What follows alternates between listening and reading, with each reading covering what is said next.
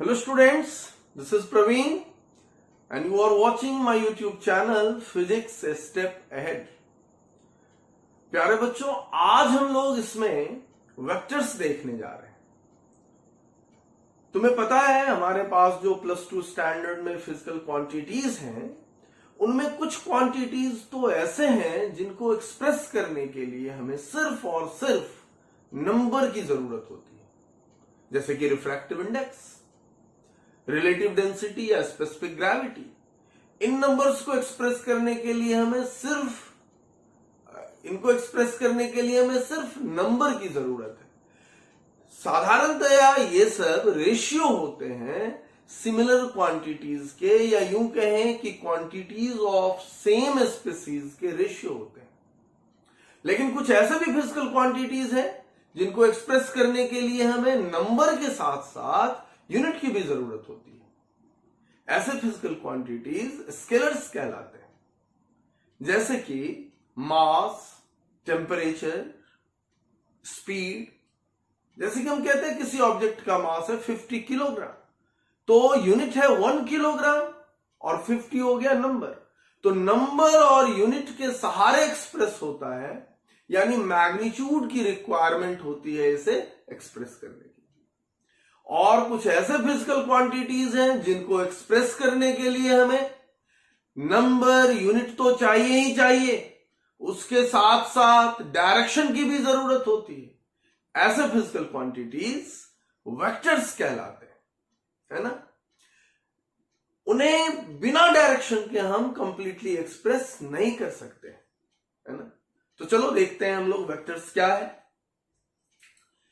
अब देखो, अभी मैंने बात की ऐसे क्वांटिटीज जिनको एक्सप्रेस करने के लिए क्या चाहिए, केवल नंबर की जरूरत होती है। ऐसे क्वांटिटीज क्या होते हैं, रेशियो होते हैं। किसके रेशियो होते हैं? रेशियो ऑफ क्वांटिटीज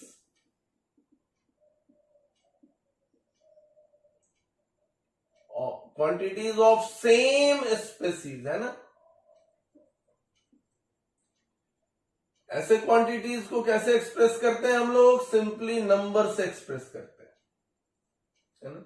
जैसे कि हम लोगों ने कहा रिफ्रैक्टिव इंडेक्स,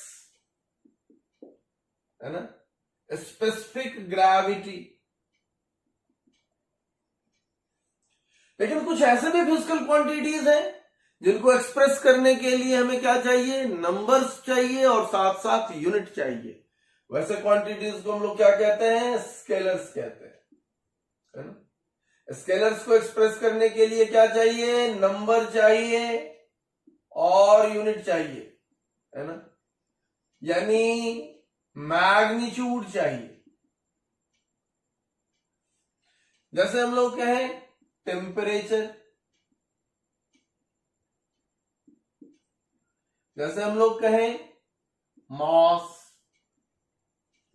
लेकिन हमारे पास कुछ ऐसे भी फिजिकल क्वांटिटीज हैं जिनको एक्सप्रेस करने के लिए हमें क्या चाहिए, मैग्नीट्यूड तो चाहिए ही चाहिए, और क्या चाहिए, यूनिट भी चाहिए।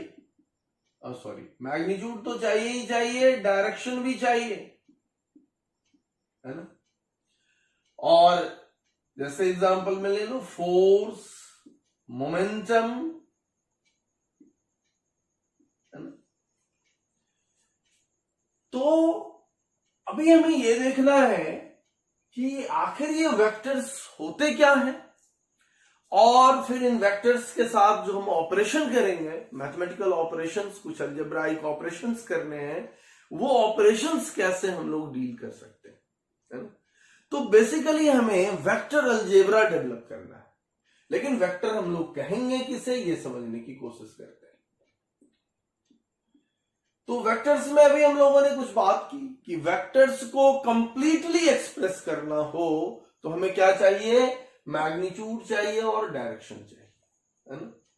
सो वेक्टर्स को कंप्लीटली एक्सप्रेस करना है तो क्या चाहिए, मैग्नीट्यूड और डायरेक्शन।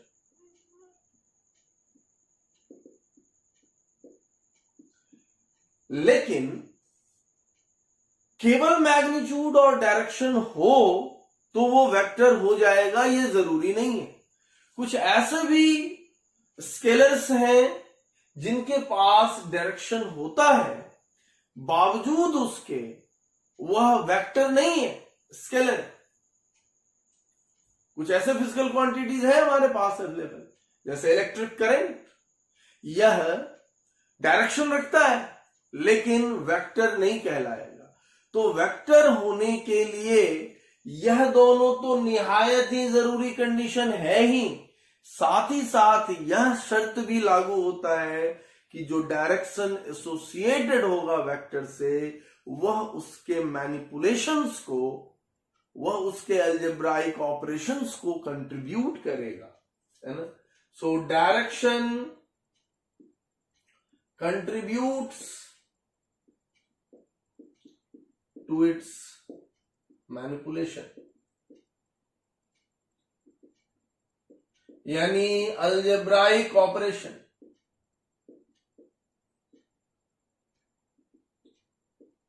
क्या मतलब?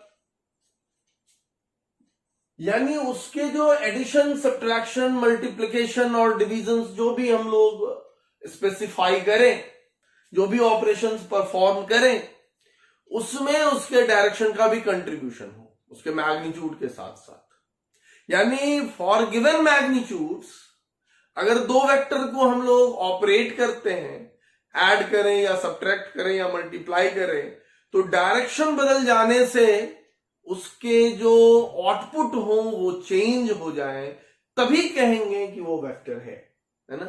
तो इसके जो अलजेब्राइक ऑपरेशंस होते हैं वह जनरल जो अलजेब्राइक ऑपरेशंस है जिससे कि स्केलर्स या नंबर्स हम लोग परफॉर्म करते हैं, इसके ऑपरेशंस परफॉर्म करते हैं, उससे अलग इसके रूल है। सो इट ओबेज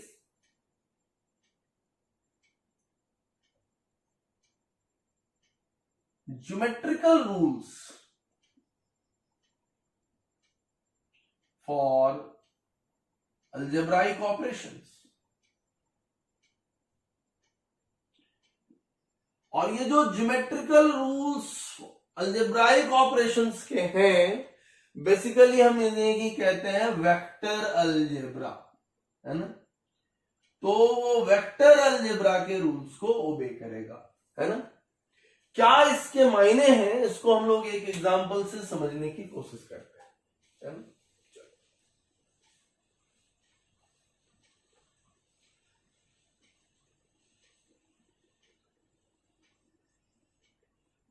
जैसे तुम्हें पता है डिस्प्लेसमेंट के बारे में कि डिस्प्लेसमेंट एक वेक्टर क्वांटिटी है, और ये हम लोग 9th स्टैंडर्ड में पढ़ चुके हैं।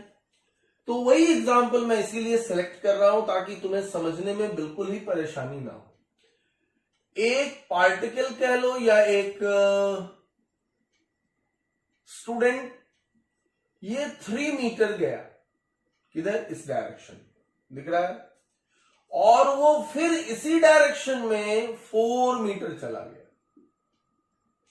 तो तुम बड़े आराम से कह सकते हो कि ये 3 मीटर यहां से यहां गया, फिर 3 मीटर यहां से यहां आ गया, तो टोटल वो कितना डिस्प्लेस हो गया। तो उसका इनिशियल पोजीशन ये है और फाइनल पोजीशन ये है। तो हम क्या कहते हैं कि ये 3 मीटर और 4 मीटर, ये कितना मीटर हो गया, 7 मीटर।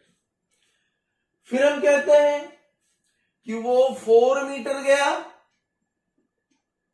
है ना, और वापस हो गया 3 मीटर।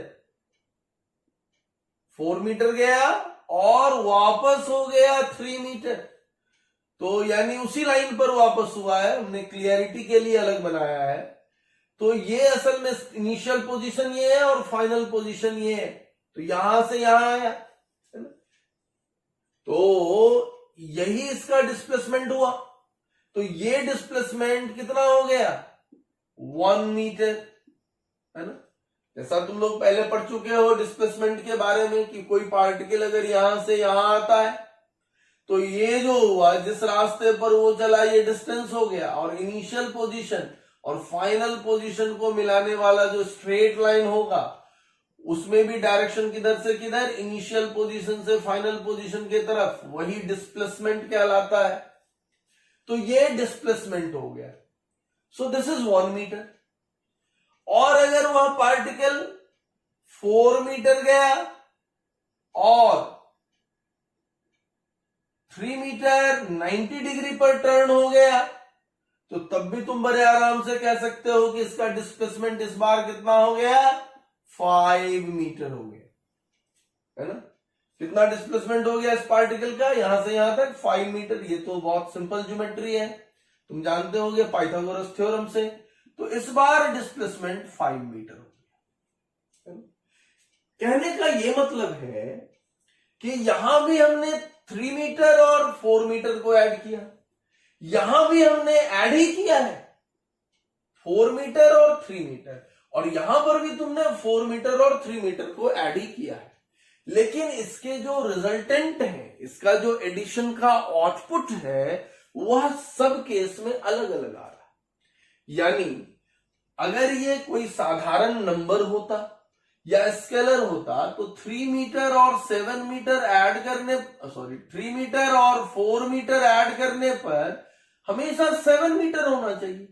अलजेब्रा तो यही कहता है हमें कि 3 मीटर और 4 मीटर को ऐड करेंगे तो 7 मीटर होगा, यानी सिंगल सॉल्यूशन होगा, यानी यूनिक सॉल्यूशन होगा। लेकिन यहां पर ये जो 3 और 4 मीटर है, ये साधारण 3 और 4 मीटर नहीं है, ये डिस्प्लेसमेंट है। तो डिस्प्लेसमेंट है तो हम इसमें अलग अलग रिजल्ट्स अभी देख रहे हैं। फिलहाल हमने देखा 1 मीटर, हमने देखा 7 मीटर, हमने देखा 5 मीटर, है ना। आगे हम लोग ये पढ़ेंगे कि असल में ऐसा नहीं कि केवल ये और ये हो रहा है। तुम देख रहे हो ना कि इनके डायरेक्शंस अगर बदलते जा रहे हैं तो रिजल्ट क्या होते जा रहा है, बदलते जा रहा है। इसका मतलब 3 मीटर और 4 मीटर को अगर हम ऐड करें तो ये 1 मीटर से लेकर के 7 मीटर तक कुछ भी हो सकता है। इसका मतलब हुआ कि 1 मीटर और 7 मीटर के बीच में जितने नंबर्स हैं, जितने पॉसिबल नंबर्स हो सकते हैं, सब होगा, यानी इनफाइनाइट सॉल्यूशन संभव। इसका क्या मतलब हुआ, इसका मतलब हुआ कि इन का जो मैनिपुलेशंस यहां हम लोग कर रहे हैं, इनके जो ऑपरेशंस, यहां कौन से ऑपरेशन हम परफॉर्म कर रहे हैं, एडिशन। यह एडिशन का जो रिजल्ट होगा वह कुछ भी हो सकता है। वह इस बात पर डिपेंड कर रहा है कि इन दोनों के बीच एंगल कितना बन रहा है ना। ये बात समझ में आई। तो डायरेक्शन कंट्रीब्यूट कर रहा है कि नहीं कर रहा है। यहां पर इसके मैनिपुलेशंस को, इसके अलजेब्राइक ऑपरेशंस को डायरेक्शन कंट्रीब्यूट कर रहा है। डायरेक्शन चेंज होगा, रिजल्ट चेंज हो जाएगा, है ना। तो ऐसे ही क्वांटिटीज को हम लोग वेक्टर कहते हैं, है ना। और ये तो मैंने अभी एडिशन दिखाया है, इसके सब्ट्रैक्शन, इसके मल्टीप्लिकेशन, सब जगह हम लोग यही देखेंगे कि इसके जो ऑपरेशंस करेंगे उसमें इन वेक्टर्स के बीच के जो एंगल है, यानी डायरेक्शन जो है वेक्टर का, वो कंट्रीब्यूट करता है। अब देखो एक और क्वांटिटी मैं ले रहा हूं और उसे भी मैं ऐड ही करूंगा, है ना। अब देखो एक ब्लॉक है हमारे पास और इस ब्लॉक पर मैं इधर से फोर्स लगा रहा हूं 2 न्यूटन का, और इधर धक्का दे रहा हूं और कोई इधर खींच ही रहा है, लेकिन कितने से, 2 न्यूटन से। तुम जानते हो ऐसी स्थिति में इस पर कितना न्यूटन का फोर्स लगेगा, 4 न्यूटन का, है ना। ये एक्सेलरेट कर जाएगा। अगर यहां पर कोई इधर लगा दे 2 न्यूटन का, इसे पुश कर रहा हो, और कोई ऑपोजिट डायरेक्शन में इसे पुश कर रहा हो, इधर से भी पुश कर रहा हो, इधर से भी पुश कर रहा हो, ऐसी स्थिति में ये बॉडी किधर डिस्प्लेस होके जाएगा। तुम कहते हो कि सर कहीं नहीं जाएगा, ये यहीं रहेगा, यानी इसका कोई डिस्प्लेसमेंट नहीं हुआ, इसमें कोई एक्सेलरेशन प्रोड्यूस नहीं हुआ, और कोई एक्सेलरेशन प्रोड्यूस नहीं हुआ मतलब इसमें कोई फोर्स नहीं लगा, यानी 2 न्यूटन और 2 न्यूटन मिलकर के कितना हो गया, 0 न्यूटन हो गया। यहां भी हमने ऐड किया था, यहां भी हमने 2 न्यूटन और 2 न्यूटन ऐड किया तो हो गया 4 न्यूटन, और यहां पर भी हमने 2 न्यूटन और 2 न्यूटन ऐड किया तो हो गया 0 न्यूटन। ये कैसे संभव हो रहा है, ये इसलिए ऐसे मत बोलना कि सर इसमें माइनस कर रहे हैं, हम ऐड ही कर रहे हैं। दोनों फोर्स एक ही बॉडी पर एक साथ ही लग रहा है तो ऐड हो रहा है, लेकिन उसका रिजल्ट इस तरह से दिख रहा है कि लगता है सब्ट्रैक्ट हुआ है ना। तो ये रिजल्ट है, क्योंकि हम तो फोर्स ऐसे भी लगा सकते ना, ये इधर से 2 न्यूटन और ये इधर से 2 न्यूटन, है ना। अब इस बार तुम क्या कहोगे, एडिशन है या सब्ट्रैक्शन है? तो इसमें एडिशन था, इसमें भी एडिशन है और इसमें भी एडिशन है, और अगर हम लोग निकालना सीख लेंगे आगे देखेंगे ये हो जाता है 2√2 न्यूटन। तो कहने का ये मतलब कि 2 न्यूटन और 2 न्यूटन को ऐड किया हमने तो 0 से लेकर के 4 न्यूटन तक कुछ भी हो सकता है ना। 0 न्यूटन से 4 न्यूटन तक कुछ भी हो सकता है, यानी इनफाइनाइट सॉल्यूशन संभव है। यह वेक्टर की प्रॉपर्टी हो, यानी दो वेक्टर के बीच का एंगल बदल गया, दो वेक्टर के डायरेक्शंस बदल गए तो उसके एडिशन बदल गए, उसके आउटपुट बदल गए, उसके अलजेब्राइक ऑपरेशंस बदल गए। ऐसे क्वांटिटीज वेक्टर्स कहलाते हैं, है ना। अभी देखो मैं एक और क्वांटिटी ले रहा हूं जिसके पास डायरेक्शन है, और वो है इलेक्ट्रिक करंट।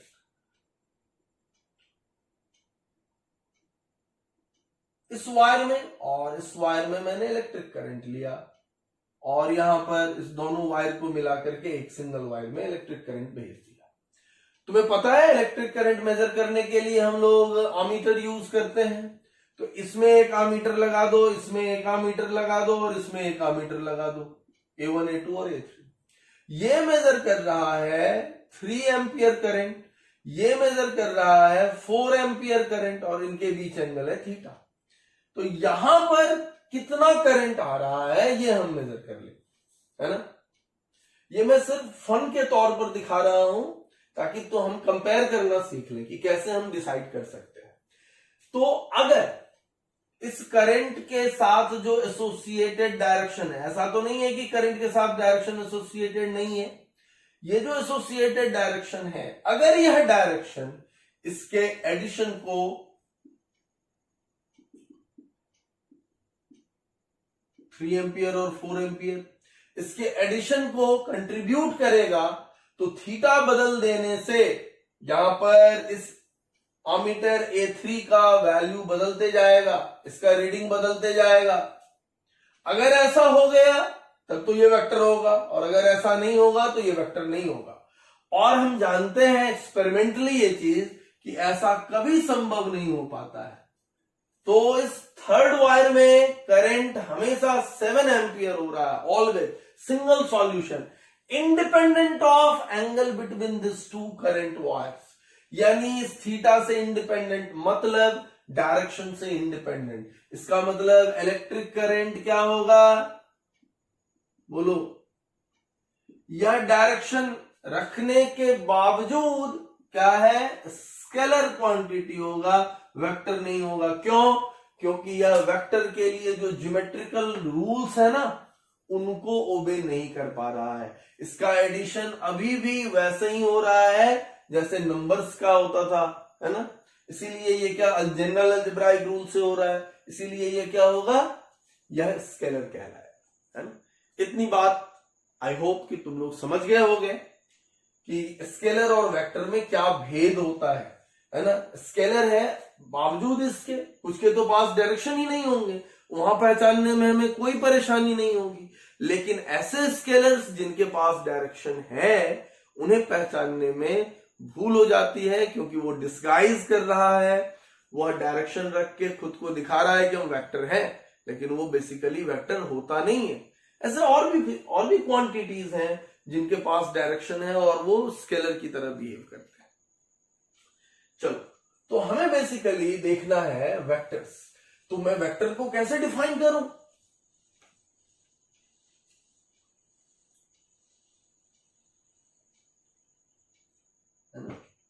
तो वेक्टर्स क्या हो गया, physical quantities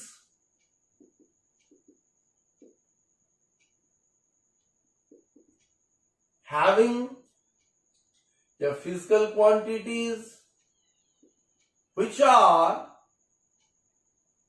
completely expressed by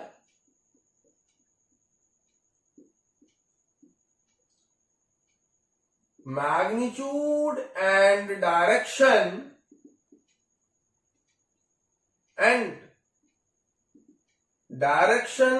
contributes to its algebraic operations, है ना। ऐसे क्वांटिटीज को हम लोग क्या कहते हैं, हम लोग कहते हैं वेक्टर्स। चलो अब इन वेक्टर्स को हम लोग वेक्टर अलजेब्रा में देखते हैं। बेसिकली यही हमें डेवलप करना है, वेक्टर अलजेब्रा, है ना। तो वेक्टर अलजेब्रा में क्या क्या चीज है, कैसे हम लोग इसको एक्सप्रेस करते हैं, ये सब देख लें। तो सबसे पहला चीज हम लोग देखते हैं इसमें रिप्रेजेंटेशन। आखिर एक वेक्टर को हम लोग कैसे रिप्रेजेंट कर सकते हैं। सबसे पहले हम लोग देखते हैं ज्योमेट्रिकल रिप्रेजेंटेशन।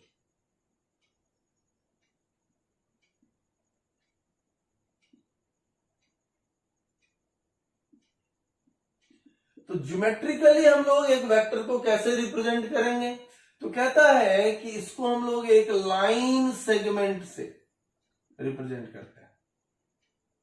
लेकिन वो लाइन सेगमेंट कैसा होता है, डायरेक्टेड लाइन सेगमेंट होता है ना। ये एक लाइन सेगमेंट हो गया, है ना, लेकिन इसमें एक डायरेक्शन होगा। इसको हम लोग एरो कह लेते हैं, तीर है। इसमें ये इसका इनिशियल पॉइंट है P और ये पॉइंट है Q, है ना। तो यहां पर P क्या है, स्टार्टिंग पॉइंट है ना। स्टार्टिंग पॉइंट या इनिशियल पॉइंट, इसको हम लोग टेल कहते हैं, है ना। और ये जो पॉइंट है ये क्या है, फिनिशिंग पॉइंट है या टर्मिनल पॉइंट है या टर्मिनेटिंग पॉइंट है। इसको हम लोग हेड कह लेते हैं, या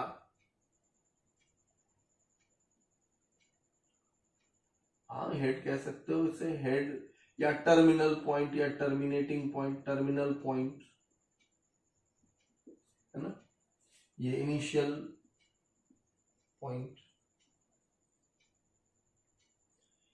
और ये जो लेंथ देख रहे हो ना यहां पर, तो ये एक लेंथ है। ये वेक्टर का लेंथ हुआ, इस एरो का लेंथ हुआ, और साथ ही साथ ये किसी न किसी लाइन का ही पार्ट है ना। जिस लाइन का ये हिस्सा है, जिस लाइन का ये पार्ट है, लाइन सेगमेंट, सपोज करो XY नाम मैंने दे दिया, इस लाइन को कहते हैं हम लोग line segment, sorry line of action, या इसे तुम मैथ्स के बुक में सपोर्टिंग लाइन के नाम से भी देखोगे। So line of which vector is a part is called line of action या supporting line। और ये जो एरो हेड देख रहे हो, ये एरो हेड डायरेक्शन बताता है ना। ये एरो हेड क्या बताता है, ये डायरेक्शन बताता है। और ये जो यहां पर तुम देख रहे हो ये PQ, ये PQ क्या है, लेंथ ऑफ एरो है या लेंथ ऑफ वेक्टर है। यह बताता है मैग्नीट्यूड, है ना, किसका, वेक्टर का। लेकिन ये बिल्कुल वैसे ही ये मैग्नीट्यूड बताता है जैसे एक पेपर के टुकड़े पर हम लोग पूरे वर्ल्ड का नक्शा बना सकते हैं। तो उसमें हम 3 सेंटीमीटर से इंडिया और अमेरिका के बीच के डिस्टेंस को दिखा सकते हैं, है ना, और 6 सेंटीमीटर से भी दिखा सकते हैं। ये तो सब डिपेंड करेगा कि हमने किस स्केल पर ये पूरा नक्शा बनाया है। तो वो जो लेंथ होता है ना, वह लेंथ, एक छोटा सा लेंथ यानी 1 सेंटीमीटर इक्विवेलेंट हो सकता है 1 मीटर के, 10 मीटर के, 1000 मीटर के, 10,000 मीटर के, या 10 to the power 10 मीटर के भी, कुछ भी हो सकता है। इट ऑल इस बात पर डिपेंड करता है, ये सारी चीज, कि हमने स्केल कैसा चुना है। तो उसी तरह यहां पर भी ये जो लेंथ है ये एक्चुअल नहीं बता रहा है, ये कंपैरेटिवली बता रहा है, स्केल के हिसाब से बता रहा है। So it gives you the magnitude of vector as per scale, है ना, जैसा स्केल होगा उस हिसाब से बताएगा। तो ज्योमेट्रिकली हम लोग वेक्टर को इस तरीके से रिप्रेजेंट करते हैं। अब है सिंबॉलिक रिप्रेजेंटेशन। सिंबल कैसे लेते हैं, है ना, तो एक तो तरीका है डबल लेटर्स का लेने का, कि ये डबल लेटर मैंने ले लिया, एक पी लिया एक क्यू लिया। पी पहला हमेशा इनिशियल, क्यू हमेशा फाइनल, सेकेंड वाला हमेशा फाइनल, है ना, और इसके ऊपर में एक ऐसे एरोहेड बना दिया, है ना।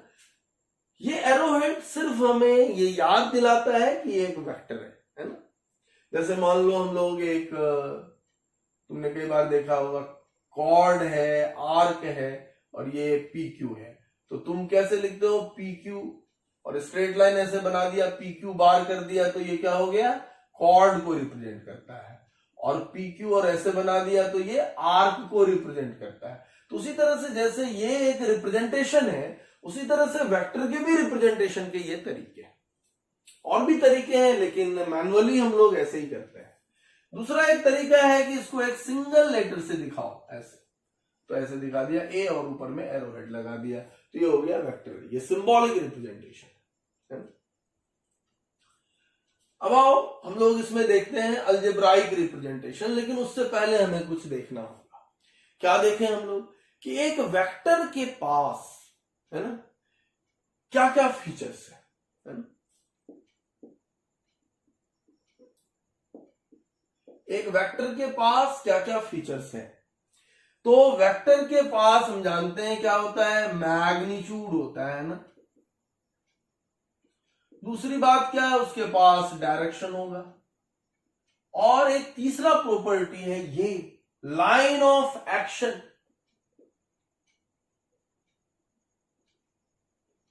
तो वेक्टर के पास क्या क्या प्रॉपर्टीज है, मैग्नीट्यूड, डायरेक्शन और तीसरा लाइन ऑफ एक्शन। लेकिन ये जो मैग्नीट्यूड और डायरेक्शन है ये दोनों मस्ट प्रॉपर्टी है, निश्चित तौर पर होगा, हर वेक्टर के साथ एसोसिएट होगा। लेकिन ये जो लाइन ऑफ एक्शन है ये मे प्रॉपर्टी है, ऑप्शनल है। सारे वेक्टर्स के पास लाइन ऑफ एक्शन नहीं होता है, या यूं कहें कि किसी खास परिस्थिति में किसी वेक्टर के साथ लाइन ऑफ एक्शन एसोसिएट हो सकता है, और किसी दूसरे खास परिस्थिति में उसी वेक्टर के साथ लाइन ऑफ एक्शन एसोसिएटेड नहीं हो सकता है ना। एक ही वेक्टर किसी खास परिस्थिति में लाइन ऑफ एक्शन से एसोसिएटेड हो सकता है और किसी दूसरे परिस्थिति में लाइन ऑफ एक्शन से एसोसिएटेड नहीं हो सकता है ना। उस आधार पर हम लोग वेक्टर को क्लासिफाई करते हैं। आगे हम लोग पढ़ेंगे जब क्लासिफिकेशन ऑफ वेक्टर्स पढ़ेंगे उसमें, अभी मैं सिर्फ नाम बता देता हूं कि किन आधार पे ऐसा होता है। तो लाइन ऑफ एक्शन एसोसिएटेड है या नहीं है, इस आधार पर हम लोग वेक्टर को क्लासिफाई करते हैं as a free vector and fixed vector. Free vector वो वेक्टर हैं जिनके पास लाइन ऑफ एक्शन एसोसिएटेड नहीं होता है, यानी इस लाइन से उसका कोई लेना देना नहीं है, वो वेक्टर फ्री है, कहीं भी आ जा सकता है। लेकिन कोई वेक्टर ऐसा है जो अपने लाइन ऑफ एक्शन के साथ एसोसिएटेड है, ऐसे वेक्टर क्या कहलाएंगे, फिक्स्ड वेक्टर कहलाएंगे, है ना। तो free vector line of action associated नहीं होता है, और फिक्स्ड वेक्टर उसके साथ लाइन ऑफ एक्शन एसोसिएटेड होता है ना। अब आओ कि आखिर हम किसी वेक्टर के मैग्नीट्यूड को कैसे रिप्रेजेंट कर सकते हैं।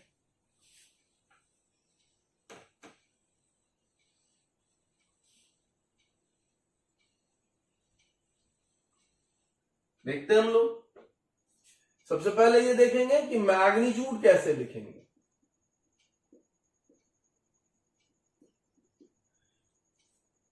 तो हमारे पास एक उसका तरीका है मॉडुलस का।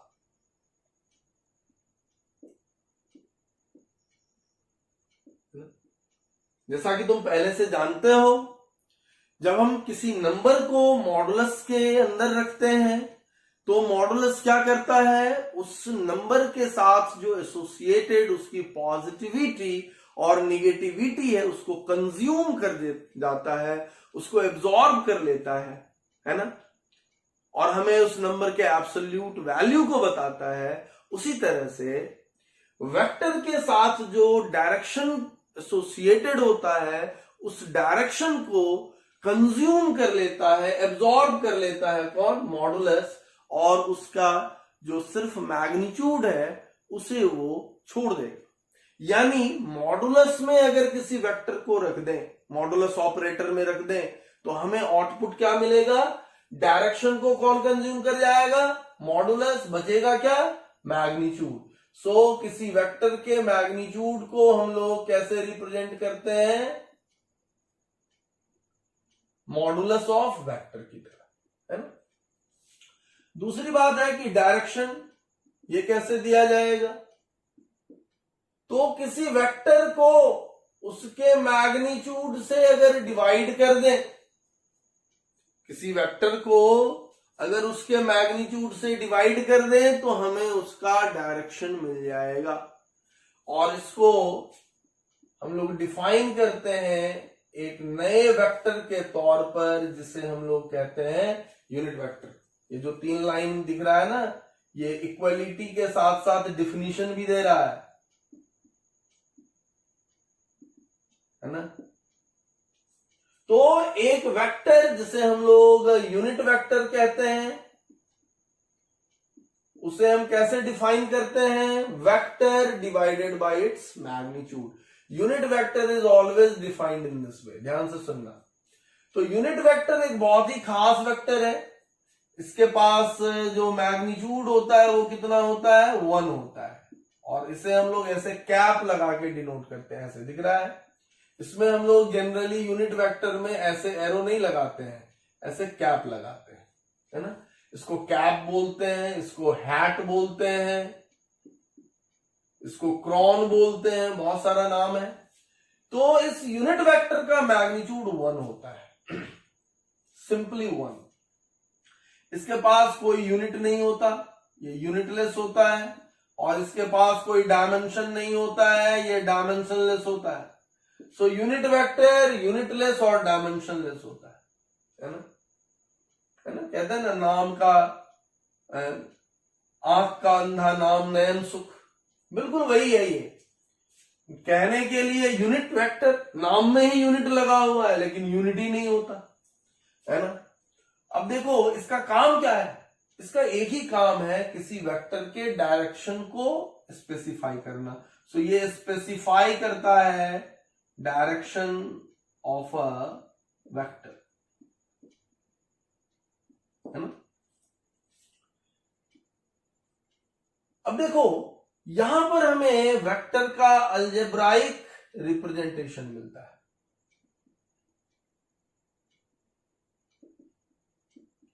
एक वेक्टर का अलजेब्राइक रिप्रेजेंटेशन क्या मतलब, तो अलजेब्रा में वेक्टर को कैसे एक्सप्रेस करेंगे वो देखो, vector equals mod of vector into A cap, है ना, या सिंपली ए कैप, ऐसा लिखा मैंने। लेकिन इतना ध्यान रहे कि कभी भी ये ए और ए कैप के बीच में डॉट नहीं देना, क्रॉस नहीं देना, बिना डॉट और क्रॉस लगाए लिखना है, ये गलत हो जाएगा, है ना।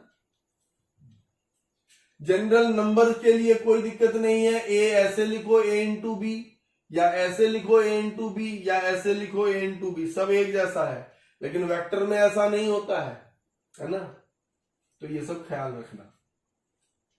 अब देखो हम लोगों ने वेक्टर को रिप्रेजेंट कर लिया, है ना, और हमने एक खास चीज देखा कि एक वेक्टर का अलजेब्राइक रिप्रेजेंटेशन कैसा होता है, mod of vector into unit vector, यानी ए कैप, है ना। चलो अब हम लोग इसमें बहुत सारा चीज और देखेंगे। जैसे हम लोग एक चीज देखना चाहते हैं यहां पर, ट्रांसलेशन ऑफ अ वेक्टर।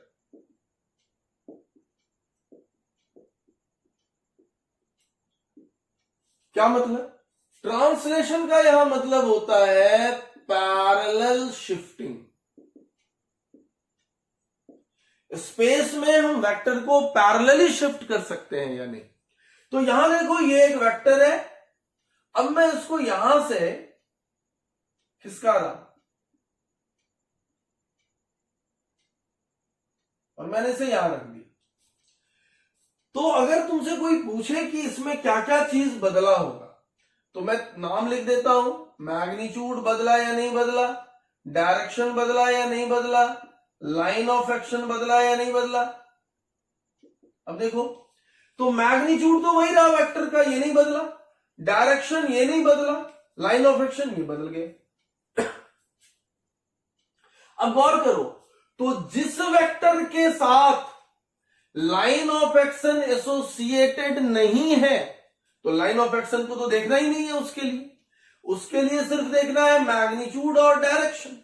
तो न तो मैग्नीट्यूड बदला न डायरेक्शन बदला, तो हम क्या कहेंगे कि वो वेक्टर बदला यहां से यहां लाने पर? तो जवाब है कि नहीं बदला। ऐसे वेक्टर जिनमें लाइन ऑफ एक्शन नहीं एसोसिएटेड होता हम क्या कहते हैं? Free vector. तो फ्री वेक्टर को हम लोग ट्रांसलेट कर सकते हैं, ऐसा करने से कोई भी बदलाव नहीं होगा, है ना। लेकिन फिक्स्ड वेक्टर, उनके पास लाइन ऑफ एक्शन एसोसिएटेड है। तो अगर हम ये कहें कि फिक्स्ड वेक्टर को ट्रांसलेट कर रहे हैं तो मैग्नीट्यूड नहीं बदला, डायरेक्शन नहीं बदला, लेकिन लाइन ऑफ एक्शन तो बदल गया। इसका मतलब हुआ कि वह वेक्टर बदल गया। यानी फिक्स्ड वेक्टर को अगर ट्रांसलेट करेंगे तो फिक्स्ड वेक्टर चेंज कर जाएगा। इसीलिए हम लोग कभी भी फिक्स्ड वेक्टर को ट्रांसलेट नहीं करते, है ना। तो ये एक इंपॉर्टेंट रिजल्ट है, इसे हमें देख लेना चाहिए। क्या कि फ्री वेक्टर, नाम मैंने पहले इसीलिए बता दिया था, free vectors can be translated, है ना। फ्री वेक्टर को ट्रांसलेट किया जा सकता है क्योंकि ऐसा करने पर कोई ऑब्जर्वेशन चेंज नहीं होगा। लेकिन fixed vector can not be translated. लेकिन हम लोग फिक्स्ड वेक्टर को ट्रांसलेट नहीं कर सकते हैं। क्यों? क्योंकि ऐसा करने पर लाइन ऑफ एक्शन चेंज कर जाएगा और वेक्टर हमारा चेंज कर जाएगा, ऑब्जर्वेशन चेंज कर जाएगा। आओ दूसरा हम लोग देखते हैं, रोटेशन ऑफ अ वेक्टर। एक वेक्टर को अगर हम लोग रोटेट करें स्पेस में तो क्या होगा? ध्यान देना, ये हमारा वेक्टर है और मैंने इसे रोटेट करा दिया, तो क्या क्या बदला क्या नहीं बदला? देखो, मैग्नीट्यूड, डायरेक्शन और लाइन ऑफ एक्शन। तो वेक्टर वही रहा, मतलब वेक्टर का लेंथ तो वही रहा जब तुमने इसको रोटेट किया। तो मैग्नीट्यूड नहीं बदला, लेकिन डायरेक्शन बदल गया, लाइन ऑफ एक्शन बदल गया। तो इस बार कोई भी वेक्टर हो, चाहे फ्री वेक्टर हो चाहे फिक्स्ड वेक्टर हो, लाइन ऑफ एक्शन देखना है या न देखना है, लेकिन एक ना एक चीज तो, एक ना एक प्रॉपर्टी तो बदल ही रहा है। और वेक्टर का अगर एक भी प्रॉपर्टी बदल गया तो वेक्टर बदल गया। यानी अगर मैंने एक वेक्टर को रोटेट कराया तो वेक्टर हमारा चेंज कर जाएगा इन जनरल, है ना। लेकिन गौर करो, अगर थीटा 2 पाई यानी 360 डिग्री या उसका इंटीग्रल मल्टीपल, 360 डिग्री घूमने का मतलब हो गया कि वापस वहीं आ गया वेक्टर घूम के, तब तो मैग्नीट्यूड वही रहा, डायरेक्शन वही रहा, तो चेंज नहीं किया। तो थीटा अगर 2 पाई या 2 पाई का इंटीग्रल मल्टीपल हो जाए देन वेक्टर रिमेन्स सेम, तब वेक्टर नहीं बदलता है। यहां पर n का वैल्यू 1 2 3 इंटीग्रल मल्टीपल है। लेकिन अगर थीटा 2 पाई या उसका इंटीग्रल मल्टीपल के बराबर नहीं होगा देन वेक्टर विल चेंज, तब वेक्टर चेंज हो जाएगा रोटेशन में, है ना। तो ये हो गया रोटेशन ऑफ अ वेक्टर। अगला जो पॉइंट हमें इसमें डिस्कस करना है वो है हमारा कि दो वेक्टर के बीच का एंगल कितना होता है ना। Angle between vectors. ये बहुत इंपॉर्टेंट कॉन्सेप्ट है कि आखिर दो वेक्टर के बीच का एंगल हम कैसे डिसाइड करेंगे, है ना। तो बेसिकली ये एंगल होता है ना, या इंक्लिनेशन होता है उनके लाइन ऑफ एक्शन के बीच, है ना। So it is inclination between line of action of vectors. Vectors के जो लाइन ऑफ एक्शन है ना, उनके बीच का ये एंगल है। कैसे, ये देखना गौर से, क्योंकि इसमें कई बार गलती होती है और कई बार तो सीखने के बाद गलती होती है, इसलिए ये बहुत केयरफुली इसको लर्न करना है ना।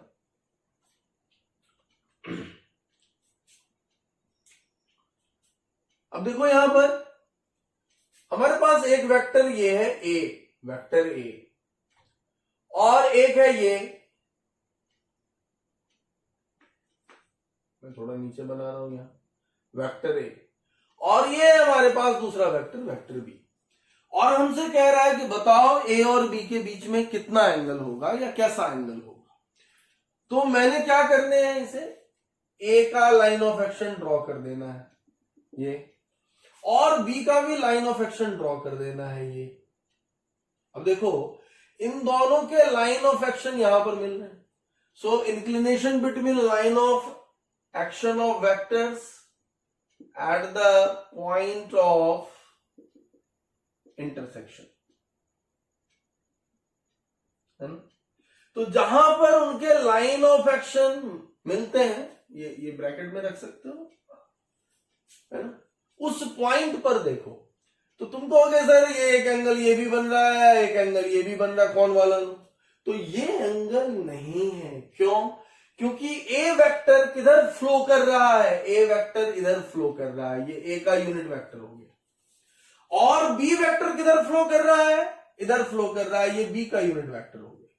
तो दोनों डायरेक्शन, दोनों वेक्टर के फ्लो डायरेक्शन में देखना है, दोनों के फ्लो डायरेक्शन के बीच का एंगल देखना है। तो ये एंगल हो गया, ये दिस थीटा, तो ये थीटा यहां हो गया angle between vector A and B, है ना ये। अब सपोज करो यहां पर कि ए मैंने यही रखा, है ना, लेकिन बी यहां पर ऐसा हो गया, ध्यान से देखना, बी ये हो गया। अब कहे कि ए और बी के बीच का एंगल बताओ, तो कैसे डिसाइड करोगे? तो ए का लाइन ये रहा, वो चेंज नहीं किया, लेकिन बी का लाइन देखो ये हो गया। तुम कहोगे कि सर अभी भी तो वैसा ही है, खाली बी का डायरेक्शन अपोजिट हो गया, लेकिन बात बदल गई। अब क्या हो गया, ए का फ्लो किधर हो रहा है, इधर हो रहा है, ए का फ्लो डायरेक्शन ये है, और बी वेक्टर का फ्लो डायरेक्शन इधर हो गया, ध्यान देना, ये बी का फ्लो डायरेक्शन हो गया।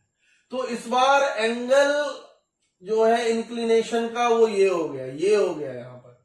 सो theta is here angle between vector A and B. बात आई समझ में कि नहीं आई? ये हुआ दो वेक्टर के बीच का एंगल देखने का तरीका। और दो वेक्टर के बीच जो एंगल होगा वह एंगल 0 डिग्री और 180 डिग्री के बीच में ही संभव हो सकता है, इससे बड़ा संभव हो ही नहीं सकता है ना। ऐसा लिखने का मतलब हो गया 0 डिग्री और 180 डिग्री के बीच में सारे वैल्यूज संभव है, इंक्लूडिंग 0 डिग्री एंड 180 डिग्री।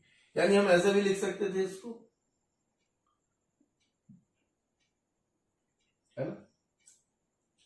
अब देखो वेक्टर को अगर हम ओरिएंट करना चाहें, एक दूसरे के रिस्पेक्ट में सजाना चाहें, तो हम कितने तरीके से सजा सकते हैं?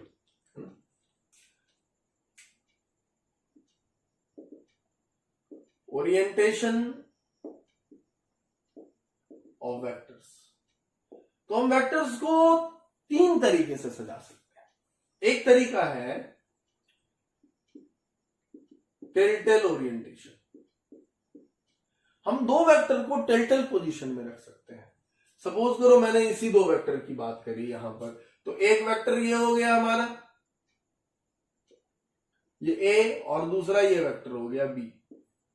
ध्यान से देखो, तो मैंने इसे दोनों के टेल कॉमन कर लिए, एक ही पोजीशन पर रख दिया, तो ये टेल पोजीशन है। दूसरी बात कि दोनों के हेड एक जगह रख दे तो हेड पोजीशन हो जाएगा। तो ये रहा मेरा वेक्टर ए और ये रहा मेरा वेक्टर बी, है ना। ये मैंने दोनों के हेड एक जगह कर दी, है ना। और तीसरा तरीका क्या होगा, हेड टेल पोजीशन, यानी एक वेक्टर का हेड और वहां पर दूसरे वेक्टर का टेल। ये ए वेक्टर का हेड और यहां पर बी वेक्टर का टेल। गौर करो, ए का हेड और बी का टेल इंगेज हो रहा है ना। तो ए और बी वेक्टर को हम लोग, दो वेक्टर को हम लोग इन तीन तरीके से ही सजा सकते हैं।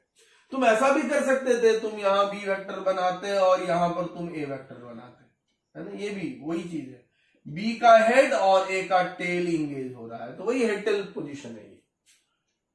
तो वेक्टर को जब हम इन तीन तरीके से ही सजा सकते हैं, तो यहां पर हम उनके एंगल बिटवीन वेक्टर्स कैसे लोकेट करेंगे, ध्यान से देखना।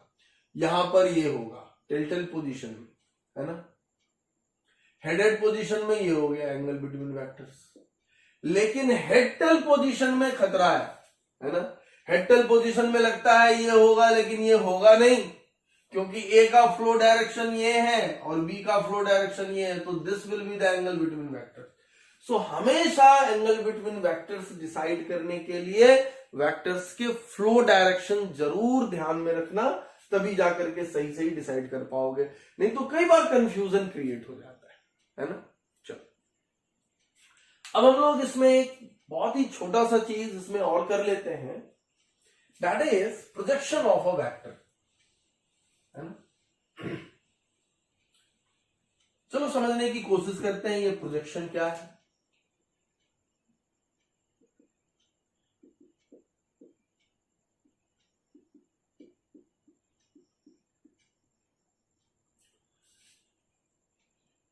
इसकी जरूरत हमें आगे भी पड़ेगी।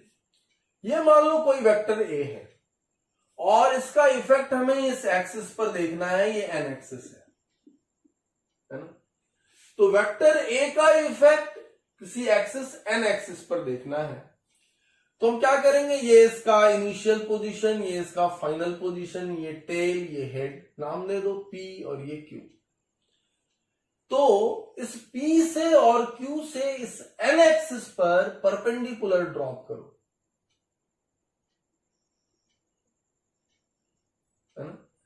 ये इसका करस्पॉन्डिंग P प्राइम, ये इसका corresponding Q prime.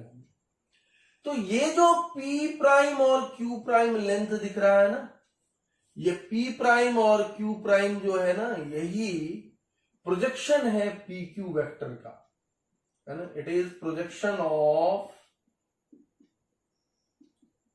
PQ vector, जिसे तुम वेक्टर ए कह रहे हो,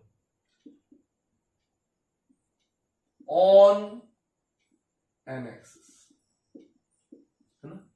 एन एक्सिस के ऊपर में इसी का प्रोजेक्शन हो गया, है ना। तुम इसे इस तरीके से भी देख और समझ सकते हो कि यहां पर अगर हम लोगों ने रेज डाला, है ना, तो ये यहां पर इतना ही बड़ा शैडो रीजन बनेगा, ये शैडो लेंथ हो गया। तो प्रोजेक्शन क्या होता है, बेसिकली ये एक शैडो लेंथ होता है ना, छाया बनती है, ये शैडो लेंथ हो गया। मैं सिर्फ ये हाईलाइट कर रहा हूं समझने के लिए, अंडरस्टैंडिंग के लिए। लेकिन ये जो रेज कैसे डालना है, तो जिस एक्सिस पर इसका प्रोजेक्शन लेना है उसके परपेंडिकुलर, ये रेज परपेंडिकुलर है इस एन एक्सिस पर, तब जो इस वेक्टर का शैडो लेंथ बनेगा, है ना, इस वेक्टर के लेंथ का शैडो लेंथ बनेगा, that will be the projection, है ना। और इसका हम लोग एक नोमेनक्लेचर कर देते हैं, इसको कहते हैं हम लोग ए एन, क्या ए एन, है ना, we call it A N, यानी projection of vector A, projection of vector A along N axis, है ना। ऑन अलोंग दोनों चलता है, जो अलोंग ज्यादा अच्छा है तो अलोंग ही रखो। अब गौर करो कि ये हम लिख तो दिए, लेकिन इसको इवैल्यूएट कैसे करेंगे? तो ये वेक्टर इस एक्सिस के साथ कुछ ना कुछ तो एंगल बना रहा हो। सपोज करो ये वेक्टर एक्सिस के साथ थीटा एंगल बना रहा है। अब यहां ये मैंने लिया, यहां ये राइट एंगल ट्रायंगल दिख रहा होगा। तो ये जो पीएम है ये पी प्राइम क्यू प्राइम के इक्वल ही होगा।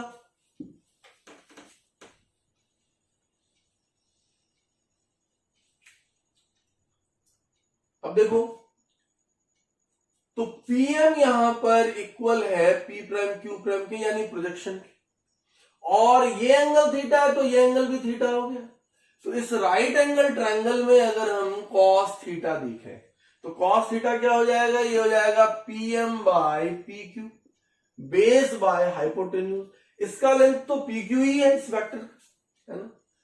तो पीएम को क्या लिखूंगा मैं? P Q cos theta.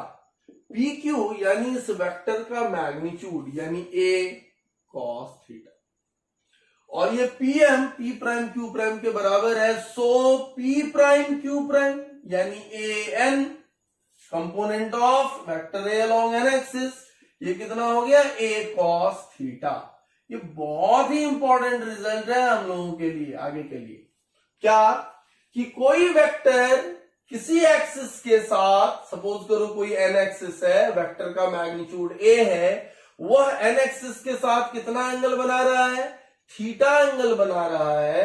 ऐसी स्थिति में इस वेक्टर का प्रोजेक्शन इस एन एक्सिस के अलोंग होगा ए कॉस थीटा, है ना।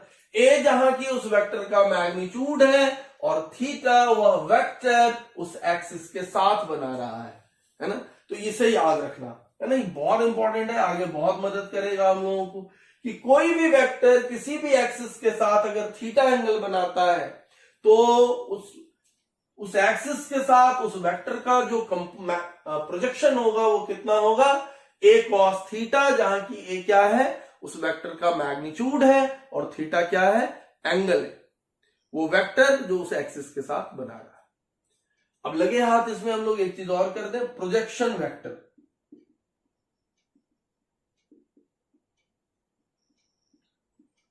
कुछ खास नहीं है। अब हमने अगर प्रोजेक्शन वेक्टर निकालने हैं तो इसमें क्या कर दो? एरो लगा दो। ये वेक्टर, इसका इनिशियल पोजीशन पी प्राइम है, पी है तो उसका करस्पॉन्डिंग पी प्राइम, और क्यू का क्यू प्राइम हो गया। एरो किधर है? पी टू क्यू, तो इसमें किधर जाएगा arrow? P prime to Q prime जाएगा। और ये जो P prime Q prime vector बना है इसको हम लोग ए एन वेक्टर कहेंगे। अब हमने अभी अभी सीखा है किसी वेक्टर को लिखने का तरीका, मैग्नीट्यूड और डायरेक्शन, यही नहीं लिखते हैं। Vector is magnitude and direction. तो ए एन का मैग्नीट्यूड कितना हो गया? ए एन, और डायरेक्शन किधर है? तो ये एन एक्सिस के अलोंग जो यूनिट वेक्टर है उसको अगर हम एन कैप लिख रहे हैं, क्योंकि यही ट्रेंड है यूनिट वेक्टर में कैप लगा के लिखने का, तो क्या लिखेंगे यहां पर? एन कैप लिखेंगे, ये हो गया। या यूं कह लें यहां पर कि ए कॉस थीटा एन कैप, ये मैग्नीट्यूड रिप्रेजेंट कर रहा है, ये डायरेक्शन रिप्रेजेंट कर रहा है इस वेक्टर का। इस वेक्टर को कहते हैं हम लोग प्रोजेक्शन वेक्टर, है ना। किसी वेक्टर का कंपोनेंट, किसी वेक्टर का प्रोजेक्शन किसी एक्सिस के अलोंग ले लिया तो वो उसका प्रोजेक्शन कहलाया, और अगर उसमें डायरेक्शन भी एसोसिएट कर दिया तो वो उसका प्रोजेक्शन वेक्टर हो गया, है ना। आज हम लोग इतना ही रखते हैं। That's all for the day. अगले लेक्चर में हम लोग क्लासिफिकेशन देखेंगे, टाइप्स देखेंगे वेक्टर का, है ना। जो बहुत सारा टर्म, हम सारे क्लासिफिकेशंस नहीं देख सकेंगे अभी, है ना। हम लोग उतना ही यूज करेंगे जितना हमें +2 फिजिक्स में जरूरत पड़ता है ना। तो क्या क्या टर्म्स आएगा, क्या क्या नोमेनक्लेचर आएगा, ये हम लोग अगले लेक्चर में देखेंगे, है ना। Thanks for watching this video. अगर तुम्हें ये वीडियो पसंद आ रहा है तो इसे लाइक, सब्सक्राइब और शेयर जरूर करो, मत भूलना, है ना। तुम्हारा लाइक, सब्सक्राइब और शेयर ही हम लोगों का इंस्पिरेशन है। मैं और भी बेहतरीन वीडियोस बनाने की कोशिश कर रहा हूं, है ना। बहुत सारे सीरीज में ला रहा हूं, है ना, जो तुम्हारे लिए बहुत यूजफुल होने वाला है ना। Thank you.